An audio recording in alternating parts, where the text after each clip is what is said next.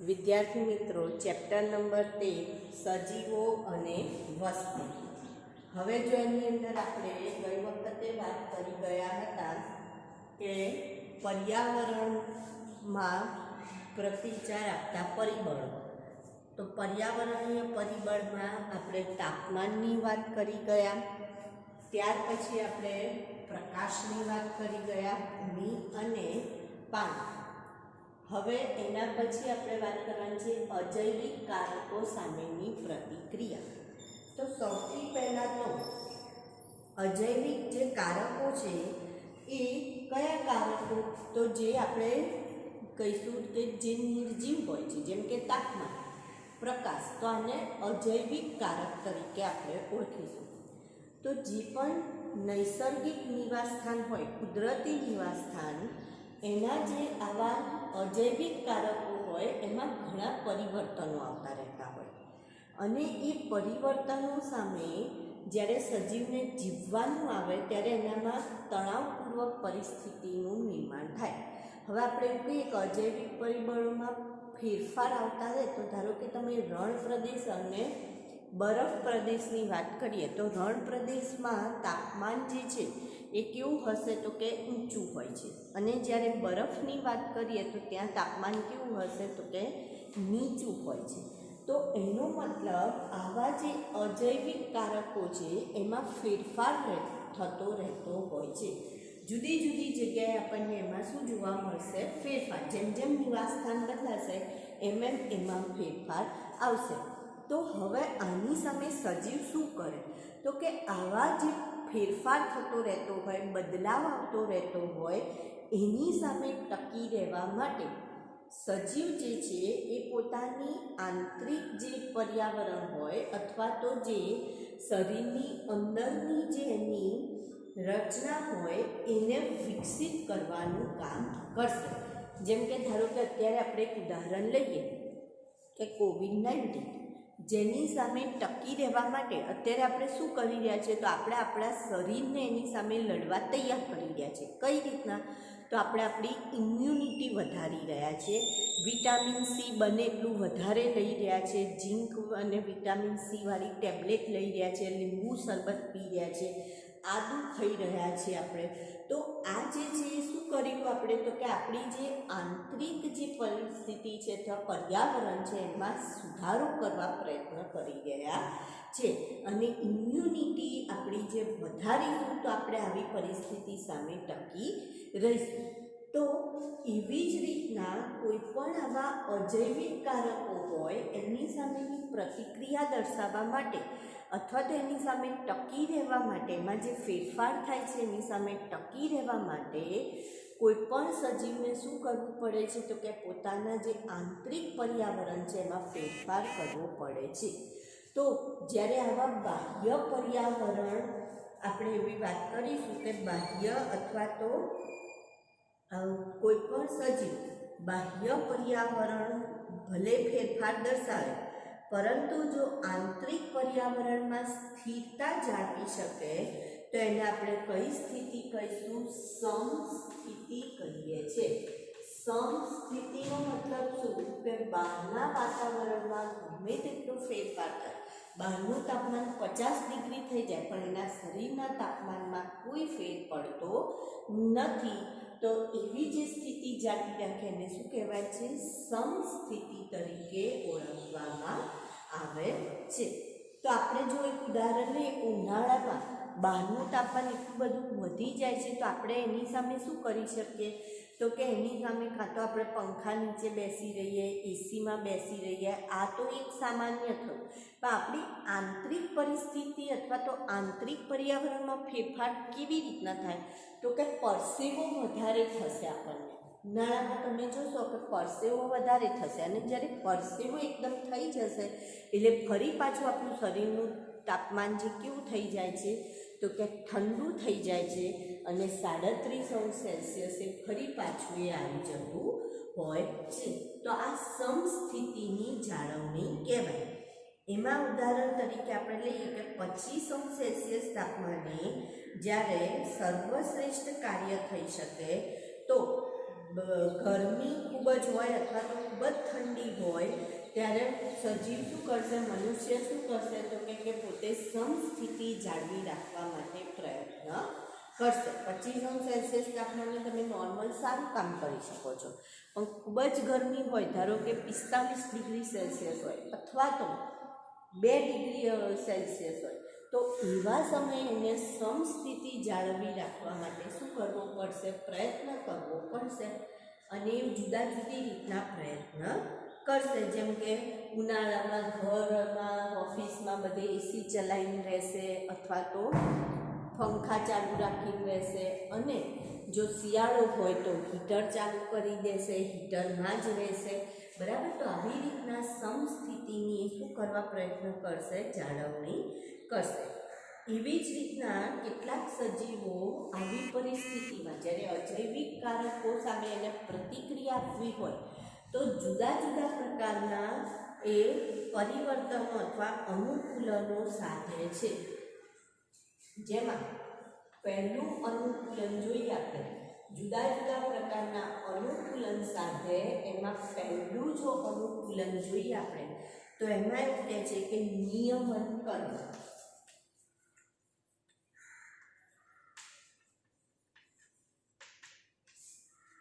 હવે એને શું કરવાનું છે તો કે એને પોતાની સમસ્થિતિ જાળવી રાખવા માટે જ પ્રયત્ન કરવાનો છે. તો એના માટે દેહધાર્મિક રીતે એટલે કે શરીરનું તાપમાન અને આશ્રુતિ સાંદ્રતા સ્થિર રાખીને સમસ્થિતિ જાળવવી. દેહધાર્મિક રીતે એટલે એમાં કઈ રીત આવશે તો એમાં એક તો શરીરનું તાપમાનની જાળવણી કરવી, અને બીજું શું કહે છે, આશ્રુતિની વાત આવે છે કે આશ્રુતિ સાંદ્રતા સ્થિર રાખીને, આશ્રુતિ સાંદ્રતા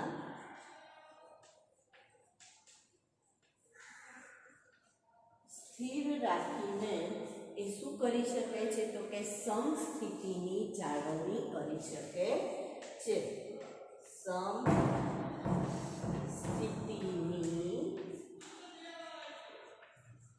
જાળવણી કરી શકે છે. બરાબર, તો શરીરનું તાપમાન જાળવી શકે અથવા તો આશ્રુતિ સાંદ્રતાને કેવી રાખે, સ્થિર રાખે, તો સમસ્થિતિની જાળવણી થઈ શકે.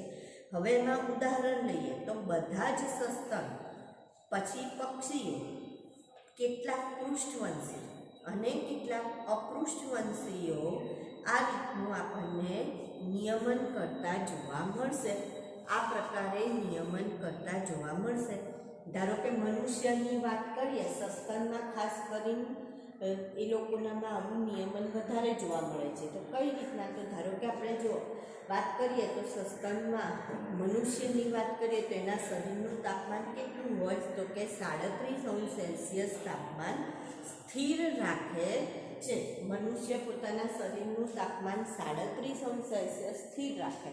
હવે જો ઉનાળામાં બહારનું તાપમાન વધી જાય તો એવા સમયે પરસેવો કરે છે, અને પરસેવાના કારણે શું થશે તો કે શરીરમાં જે તાપમાન વધવાના બદલે ફરી પાછું શું થઈ જશે, બાષ્પીભવન થવાથી શીતળતા પ્રાપ્ત થશે અને શરીરનું તાપમાન નીચું આવશે. જો શિયાળો હોય અને બહારનું તાપમાન ઘટી ગયું હોય તો પોતાના શરીરનું તાપમાન 37°C રાખવા એ શું કરશે તો કે કસરત કરે છે. આમાં આપણે કરીએ છીએ ને, હાથમાં ઘસારો કરીએ છીએ તો કસરત કરે છે. તો કસરત દ્વારા શરીરનું તાપમાન ફરી પાછું એ નોર્મલ કરવા પ્રયત્ન કરે છે. તો આવી રીતના શરીરનું તાપમાનની જાળવણી કરીને સમસ્થિતિની જાળવણી કરી શકે છે. પણ વનસ્પતિની જો વાત કરીએ આપણે, તેમાં આંતરિક તાપમાન જાળવણી માટે કોઈ ક્રિયાવિધિ થતી નથી. તો પહેલું છે નિયમન કરવું. બીજું જો આપણે જોઈએ તો એમાં આવશે અનુકૂળ થવું. બીજું અનુકૂલન શું છે, અનુકૂળ થવું.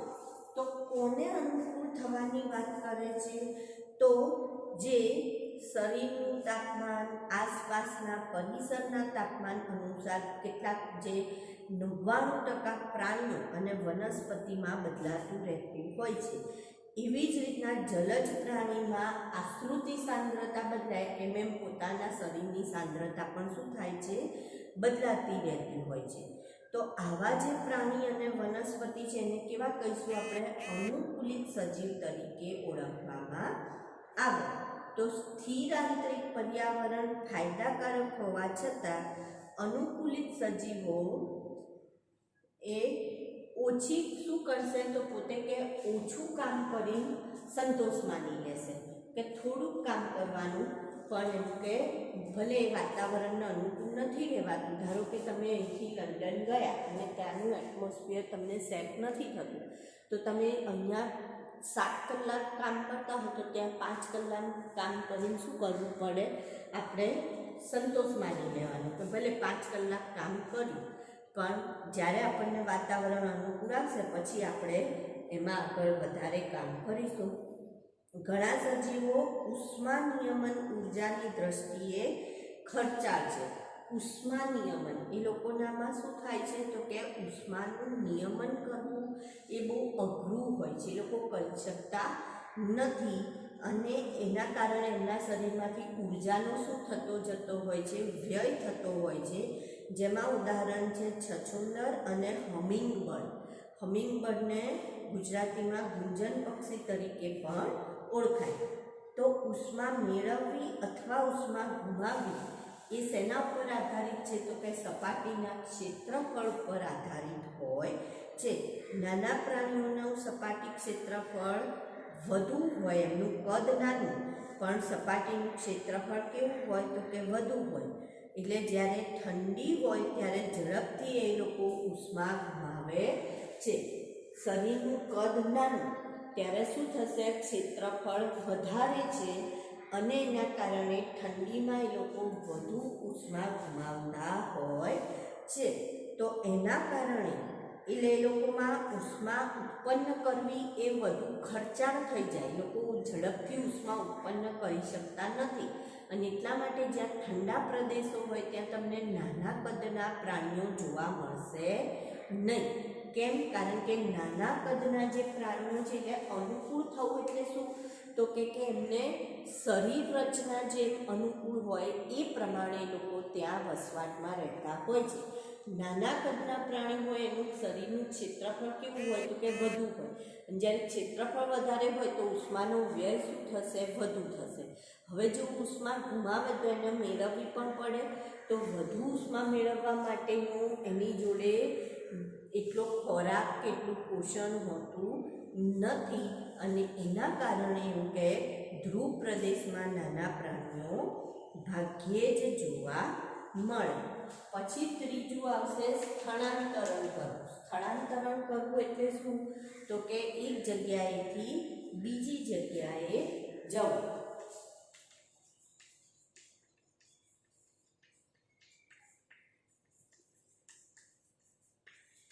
અથવા એને કહેવાય પ્રવાસ કરવો. બરાબર?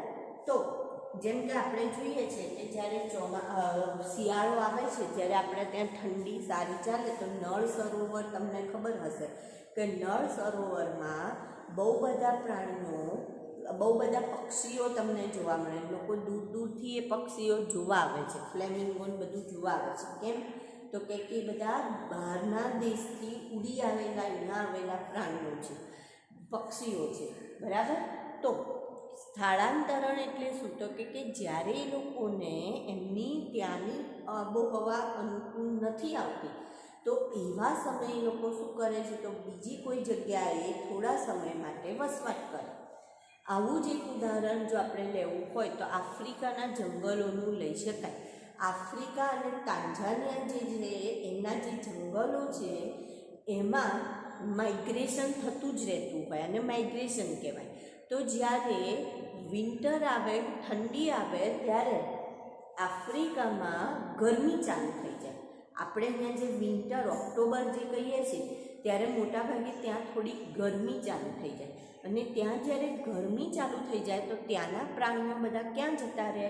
તો કે એ લોકો બધા માઇગ્રેટ થઈને તાંજાનિયાના જંગલમાં જતા રહે, અને ફરી પાછું જ્યારે જાન્યુઆરી ફેબ્રુઆરી આવા થાય એટલે ફરી પાછા એ બધા પ્રાણીઓ ક્યાં આવી જાય? તો કે સાઉથ આફ્રિકાના જંગલોમાં ફરી પાછા આવી જાય છે. તો આને આપણે શું કહીએ છીએ? તો કે માઇગ્રેશન કહીએ છીએ.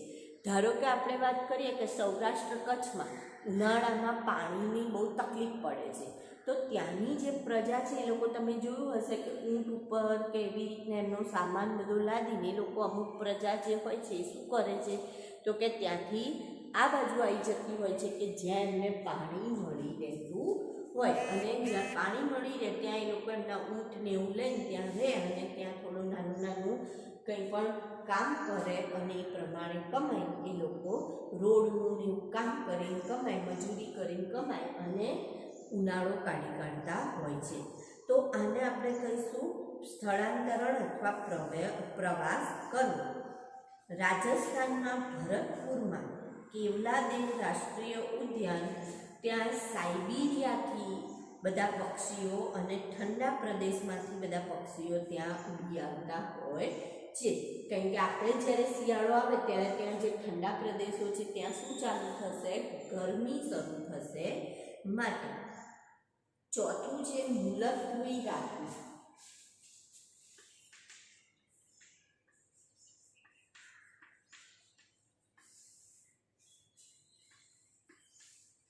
આ જે છે એ શું છે? તો કે જુદા જુદા સજીવોમાં જોવા મળતા અનુકૂલનો છે. એમાં ચોથા નંબરનું છે મુલતવી રાખવું.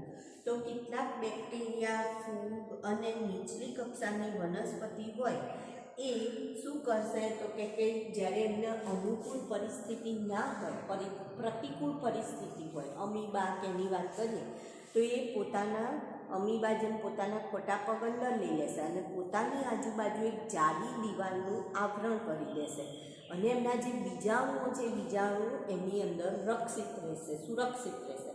પછી જ્યારે એને અનુકૂળ પર્યાવરણ મળે ત્યારે શું થશે? તો કે પેલું દિવાલ ફાટશે અને એમાંથી બીજાણુ બહાર નીકળે છે.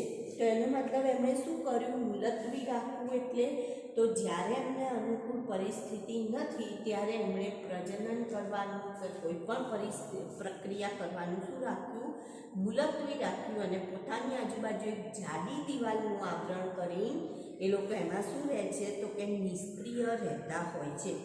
એવી જ રીતના શિયાળા દરમિયાન કેટલાક રીંછ જે હોય છે એ લોકો શીત નિંદ્રા લેતા હોય છે. શીત નિંદ્રા એટલે શું? તો કે ઉનાળા દરમિયાન એ લોકો બધું ખોરાકનું બધું ભેગું કરી ગુફાઓમાં ભેગું કરી દે, અને પછી જ્યારે શિયાળો આવે ત્યારે બહુ જ બરફને એવું પડે એટલે એ લોકો બહાર ના નીકળે, એમને ખોરાક ના મળે, તો એ લોકો આ ગુફામાં જ રહે 6 મહિના સુધી, અને ત્યાં જ રહીને એ લોકો પોતાનો ખોરાક મેળવતા હોય. તો આવી રીતના એ લોકો શું કરે છે? તો કે શીત નિંદ્રા.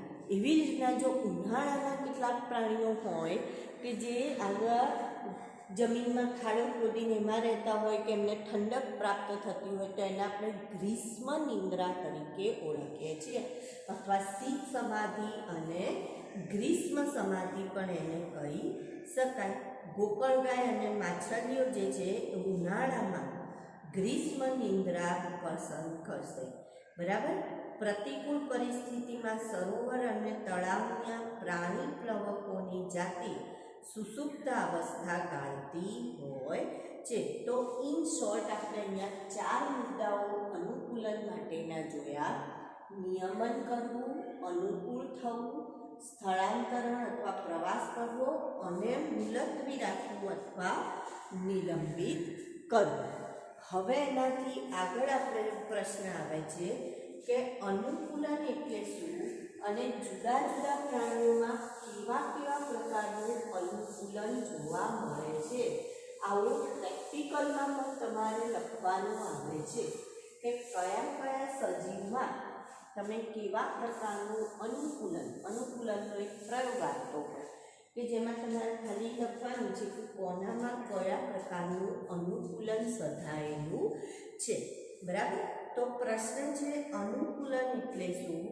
મરુનિવાસી સસ્તનમાં અનુકૂલન વર્ણવો. તો પહેલાં તો અનુકૂલન કોને કહેવાય એની આપણે વાત કરીએ.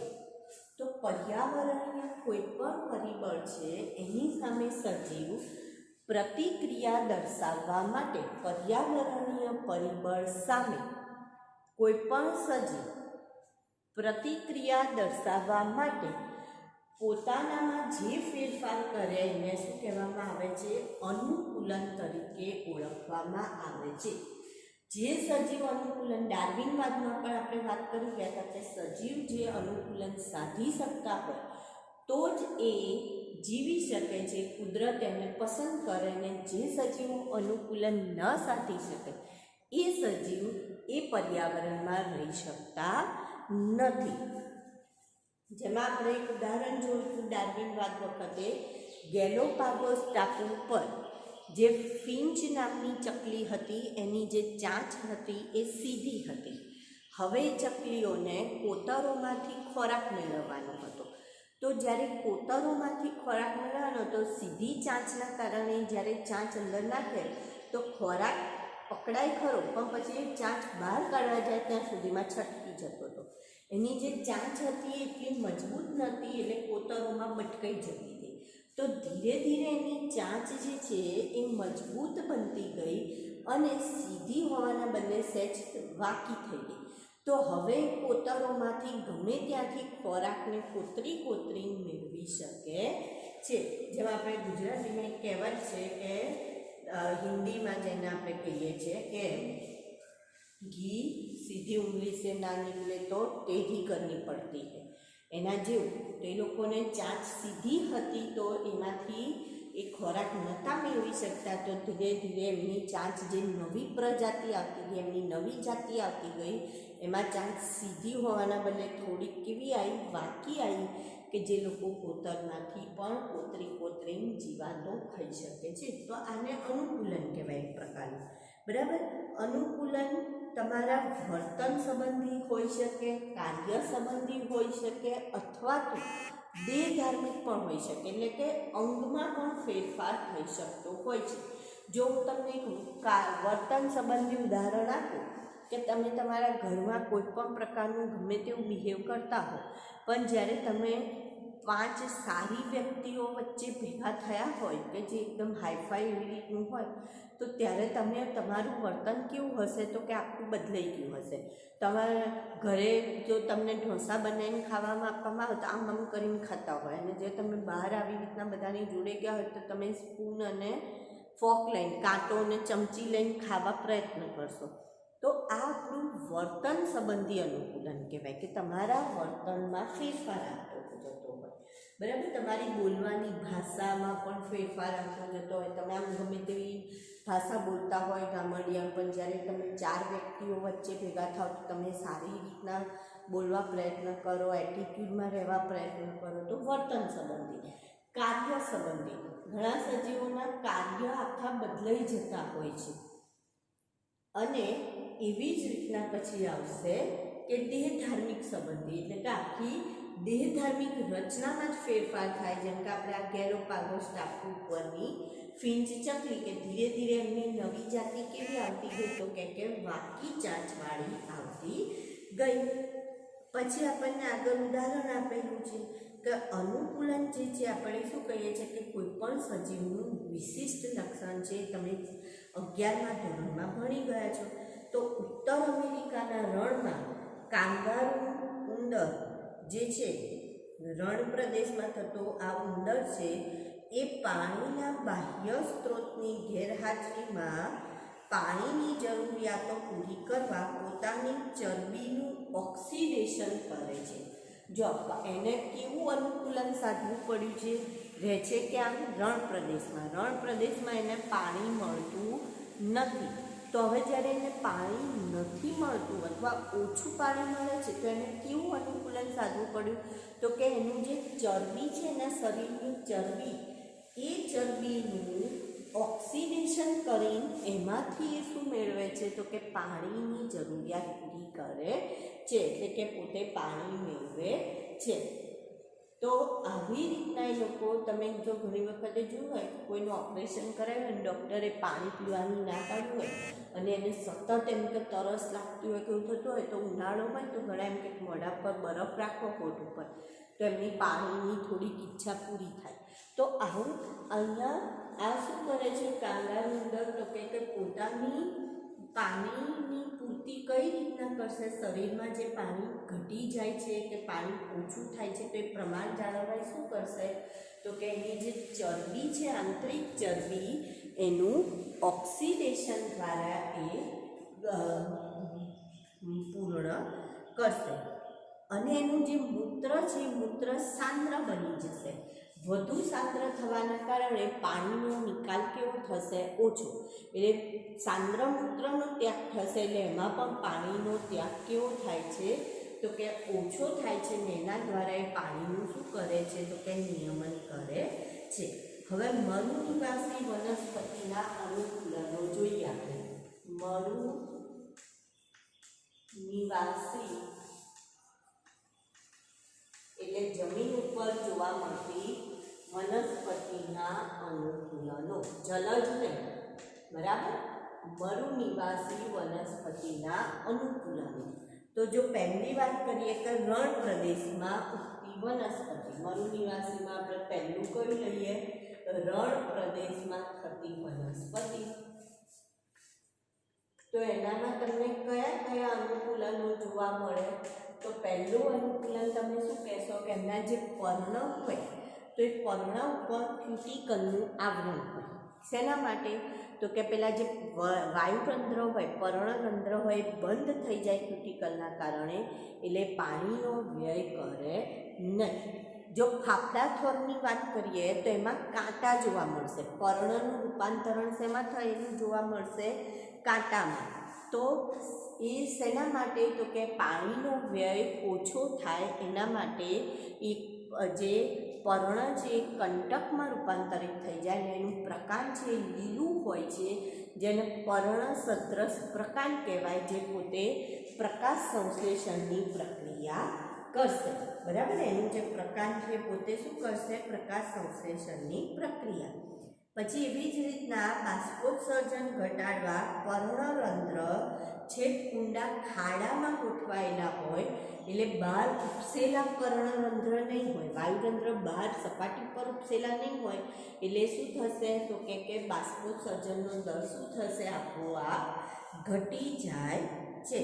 અને પ્રકાશ સંશ્લેષણનો વિશિષ્ટ પથ, જેને ક્રેઝ્યુલેશિયન એસિડ મેટાબોલિઝમ તરીકે ઓળખવામાં આવે, કે પ્રકાશ સંશ્લેષણ માટેનો વિશિષ્ટ પથ અપનાવશે, કે એનો મતલબ દિવસ દરમિયાન બંધ રહેશે આ પથ અને રાત્રિ દરમિયાન પ્રકાશ સંશ્લેષણની પ્રક્રિયા થશે. એટલે કે પર્ણરંધ્ર રાત્રે ખુલશે અને દિવસે બંધ રહેશે.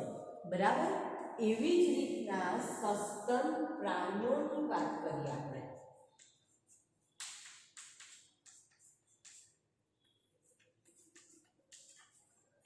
તો સસ્તન પ્રાણીના અનુકૂલનોની જો વાત કરીએ તો ઠંડી આબોહવામાં રહેતા સસ્તન પ્રાણીઓ ઉષ્માનો વ્યય ઘટાડવા ટૂંકા કાન અને ટૂંકા ઉપાંગો ધરાવે છે, જેને એલેનનો નિયમ કહે છે. એલેનનો નિયમ, જેમાં શું કહે છે કે જે ઠંડા પ્રદેશમાં રહેતા હોય તેવા પ્રાણીઓ ટૂંકા કાન ધરાવશે અને ટૂંકું ઉપાંગ ધરાવે છે. એટલે શરીર નાનું હોય જેના કારણે એ લોકોનામાં ઉષ્મા વ્યય કેવો થશે, ઓછો થાય છે. પછી ધ્રુવ પ્રદેશમાં સીલ જેવા જે સસ્તન છે એમની નીચે, સીલ જેવા સસ્તન, સીલ, તો એમની ત્વચાની નીચે ચરબીનું જાડું થર હોય અથવા સ્તર હોય, જે ઉષ્મા અવરોધક તરીકે વર્તે છે. એટલે ઉષ્માનો વ્યય થતો નથી, ઓછો થાય છે. અને છેલ્લે દેહધાર્મિક અનુકૂલનોની વાત કરીએ આપણે. દેહધાર્મિક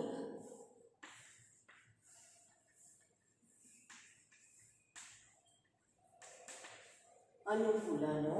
તો દેહધાર્મિક અનુકૂલનોમાં એવું કહે છે કે વધુ ઊંચાઈવાળા વિસ્તાર ઉપર જઈએ, ધારો કે મનાલી કેમ જઈએ આપણે, લગભગ 3500 મીટરથી વધુ ઊંચાઈએ જે રોહતાંગ ઘાટ કે ત્યાં તમે જાઓ, લેહ લડાખ કે ક્યાંય પણ, તો આપણને ઊંચાઈ સંબંધિત બીમારીનો સામનો કરવો પડે.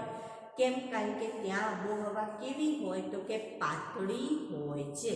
ત્યાંની હવા કેવી હોય તો કે દબાણ ઓછું હોય, એટલે આપણા શરીરને પૂરતું ઓક્સિજન મળતું નથી. તો આપણે કેવા લક્ષણોનો સામનો કરવો પડે? તો બીપી લો થઈ જાય, ઉબકા આવવા, ઉલટી આવવી, થકાવટ, હૃદયના ધબકારા વધી જવા, આવા લક્ષણોનો અનુભવ થતો હોય છે.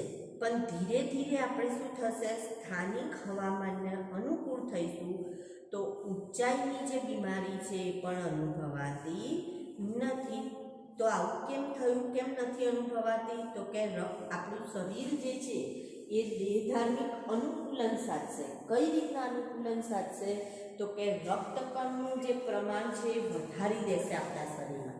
અને કેમ? કારણ કે આપણને પૂરતો ઓક્સિજન નહોતો મળતો ને, એના કારણે આમ થતું.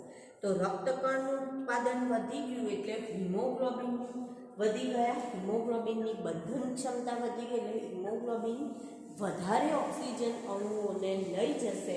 અને જ્યારે વધારે ઓક્સિજન અણુઓ પ્રાપ્ત થશે તો જે આપણો શ્વસન દર વધી ગયો, તો એના કારણે ઓક્સિજનની ભરપાઈ થઈ શકે છે, આપણને ઓક્સિજન પૂરતા પ્રમાણમાં મળી શકે છે. એવી જ રીતના મનુષ્યમાં ઇષ્ટતમ તાપમાન કેટલું કીધું આપણે? 37°C. પરંતુ જે આર્કી બેક્ટેરિયા છે કે જે ગરમ પાણીના જરામાં જોવા મળે, તેનું તાપમાન કેટલું? તો કે 100°C સુધી એ લોકો રહી શકતા હોય છે. ઘણી માછલીઓ છે એન્ટાર્કટિકાના અતિશય ઠંડા પાણીમાં 0°C પણ નીચે રહી શકે. તો આના માટે તો હવે આ લોકોના શરીરમાં શું હોય છે? ધારો કે આ માછલી આવા ઠંડા પાણીમાં પણ રહી શકે અને તેમ છતાં એના શરીરમાં થીજી જતું નથી કંઈ પણ લોહી. તો એનું કારણ શું? તો કે એમના શરીરમાં એન્ટી ફ્રીજ પ્રોટીન હોય છે. એમના શરીરમાં શું ઉત્પન્ન કરે છે? Anti fridge protein. કે આવું જે પ્રોટીન છે એ એમના રુધિરને જામી જવા દેતું નથી અને જામી જતું અટકાવે છે. એટલે એ લોકો સરળતાથી દેહજળ એમનું ઠરી જતું નથી અને એ લોકો સરળતાથી રહી શકે છે. એવી જ રીતના ખારા પાણીની માછલીઓ અને અપૃષ્ઠવંશી મહાસાગરમાં ઊંડાઈએ રહેતી માછલીઓ, તો ત્યાંનું દબાણ વાતાવરણીય દબાણ કરતાં 100 ગણું વધારે હોય છે. તો માછલીમાં તેલથી ભરેલું તરવા માટેનું વાતાશય અંગ આવેલું છે કે જે એમના આવા દબાણ સામે ટકી રહેવા માટેનું અનુકૂલન પૂરું પાડે છે. વાતાશય છે કે જે એમને અનુકૂલન પૂરું પાડે છે. તો આ જુદા જુદા પ્રકારના અનુકૂલનો થયા.